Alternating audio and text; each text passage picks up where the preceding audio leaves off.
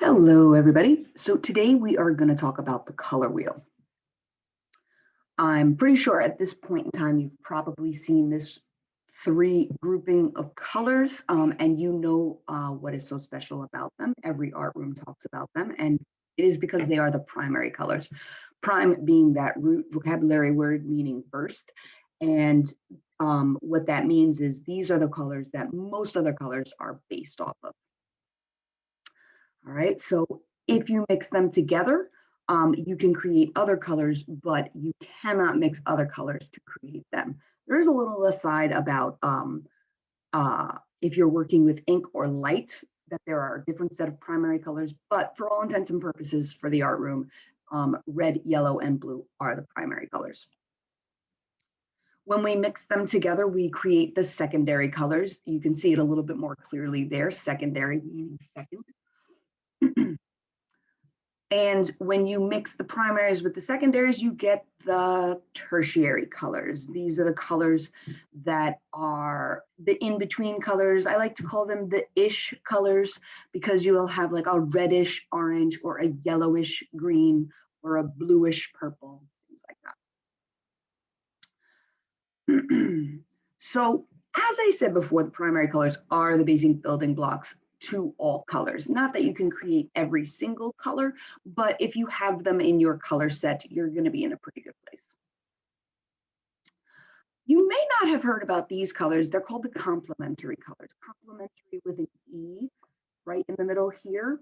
And I say complementary with an E because it's different from complementary with an I. A little vocabulary lesson, complementary with an I. Compliment means you're saying something nice to somebody, right? Like nice shirt. Complimentary with an E is more like, think of it as completing somebody. It's a different root word. And that's important because the complementary colors almost kind of complete each other. They complement each other.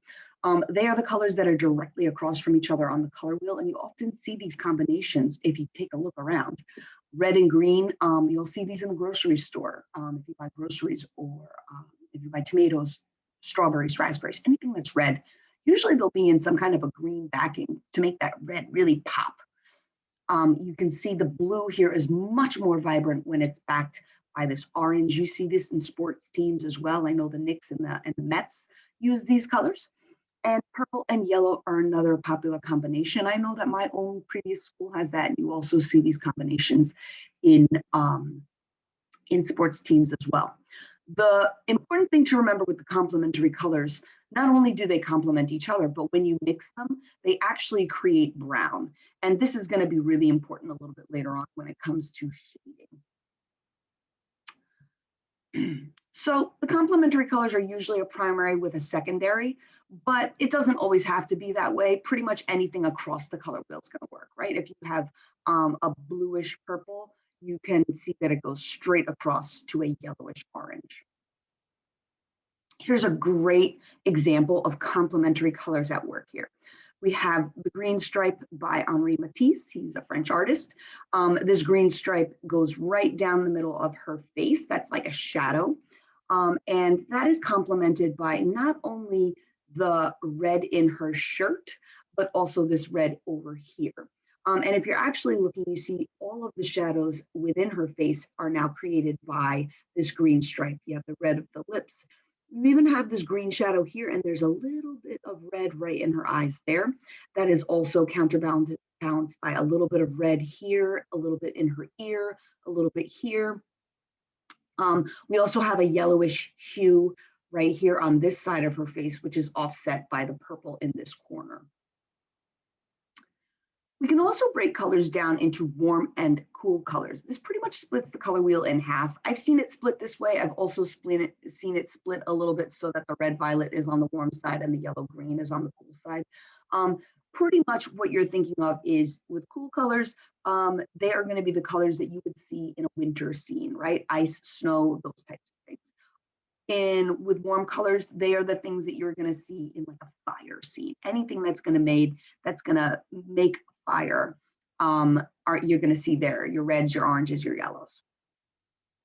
We see this in nature, right? We can see the leaves changing every year. We get a nice warm colors there, but we can also take a look earlier in the year as they just start to change and have a little bit of green mixed in there as well. We remember this picture from our very first lesson.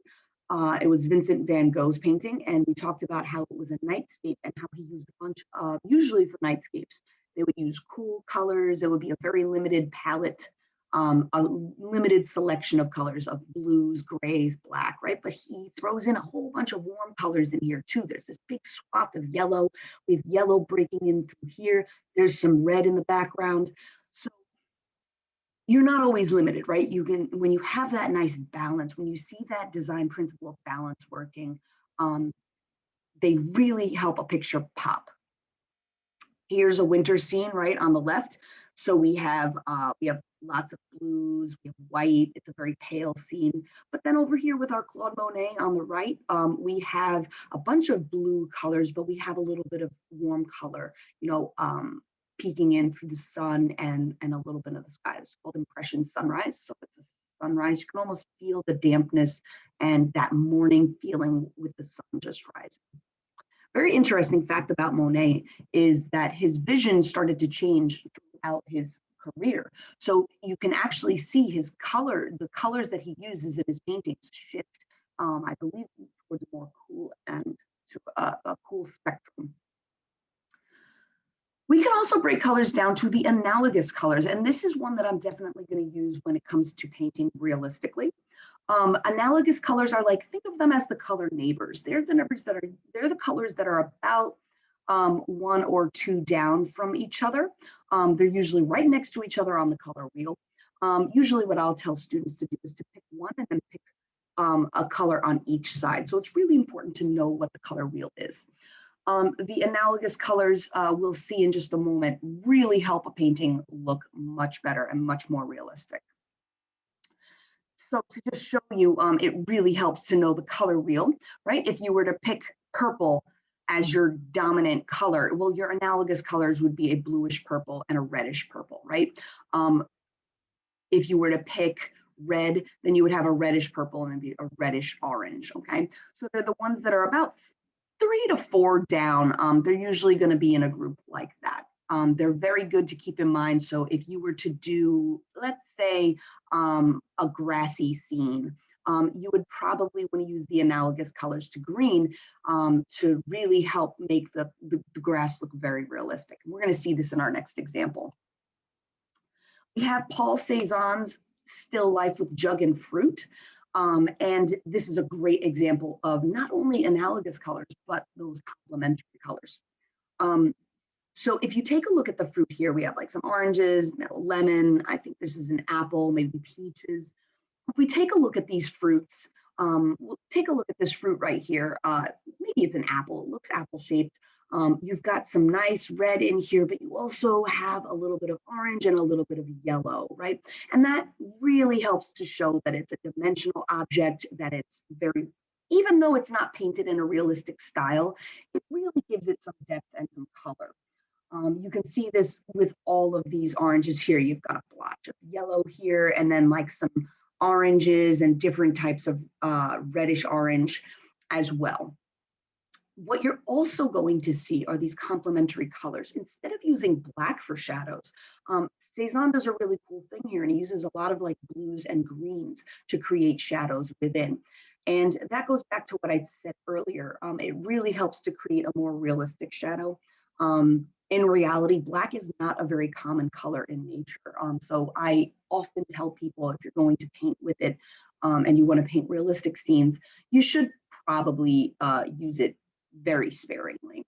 And you can see that Cezanne does this very well, and it balances out the picture again with, you have these nice warm colors with some cool accents to them. The very last thing that we're going to learn about are shades, tints, and tones. I did say that you use black very sparingly, but that doesn't mean that you don't use it at all. And black does have a different effect on a color versus using its complement. So if you take a look here in this middle one, we have shades. So you can take a color and you can add black to it to make it darker. And that will have a different effect than if you were to take, say, a greenish color to add to this. Your end result would be a little bit different, and sometimes that little difference will be the key. If you add white to a color, right? So up here we have a magenta, and we gradually add white to it, almost to the point where it would almost appear white itself. Those are called tints. And those are really helpful in creating like reflective surfaces. You'll find also white doesn't always purely exist. So a lot of times you don't necessarily have to use white to create a highlight. A tint will do. Tone is when you add gray to a color, and that's a really cool way to keep things neutral. Gray is a neutral color. And so it all depends on what kind of gray you're using. If you have a little bit more of a white in your gray, it's going to be lighter. Obviously, if you have a little bit more black, it'll be darker. But you can see that it creates this kind of neutral, instead of having this, very bright magenta, when you add gray to it, it tones it down a little bit and makes it a little bit less intense. So that is the color wheel in a nutshell, and these are the things that you are hopefully going to be using in the art studio to create wonderful works of art.